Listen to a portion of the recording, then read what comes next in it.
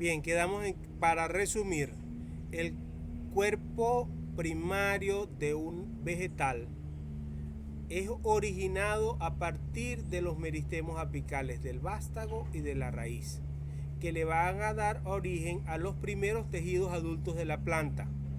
Ellos van a conformar el cuerpo primario de la planta y en principal tienen características herbáceas.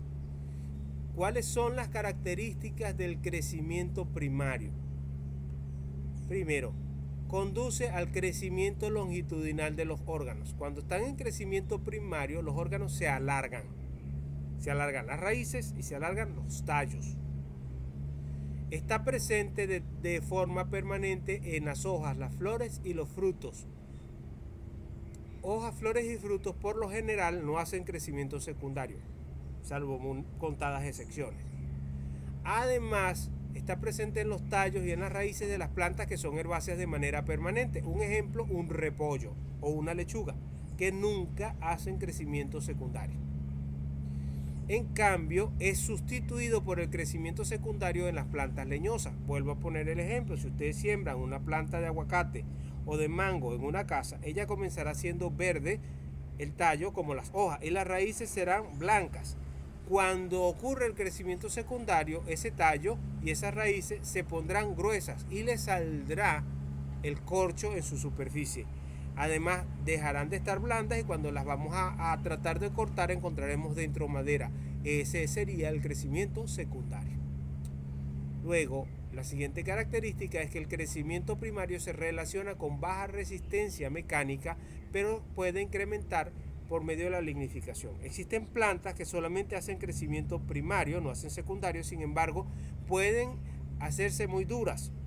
Los que tienen experiencia con ganadería saben que los pastos, el primer mes, las primeras 6 semanas de crecimiento son blandos y en ese caso solamente tienen un crecimiento herbáceo y luego ese crecimiento herbáceo es reforzado por la aparición de estructuras leñosas endurecidas pero que no es madera y eso viene un proceso denominado lignificación. En este caso no hay crecimiento secundario sino que solamente hay lignificación.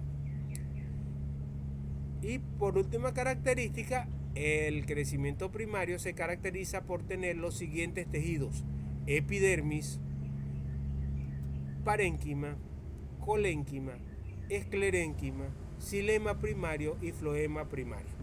Muy importante que esto lo memoricen. En crecimiento primario vamos a encontrar esa estructura que estamos mencionando, salvo algunos añadidos que tendrán algunas plantas en particular, será epidermis, parénquima, colénquima, esclerénquima, xilema primario y floema primario. Acá tenemos un esquema que es muy importante para que ustedes comprendan cómo ocurre el desarrollo primario de una planta, cosa fundamental para la comprensión de cosas posteriores en fisiología vegetal, en anatomía vegetal, en fitopatología y otras asignaturas de la carrera.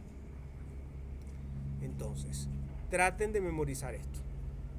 Los tejidos meristemáticos primarios se dividen en dos: el meristema apical del vástago y el meristema subapical de la raíz. Ambos producen crecimiento primario. El meristema apical del vástago deriva a 3 meristemos: la llamada protodermis, el llamado procambium y el meristemo fundamental. La protodermis está en la parte periférica del tallo y le da origen al tejido protector primario que se llama epidermis, como en los humanos, la capa más externa del cuerpo de la planta. El procambium es un tejido vascular primario, le da origen a un tejido vascular primario y producirá el xilema y el floema primarios, que tienen un arreglo particular que lo llamamos haz vascular. Y el meristemo fundamental produce al tejido fundamental, que es el que realiza las funciones indispensables de la planta, que son parénquima, colénquima y falta una palabra allí, y esclerénquima.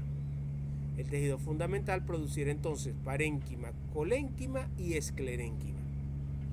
Por el otro lado, el meristema subapical de la raíz actúa de manera similar, también origina el crecimiento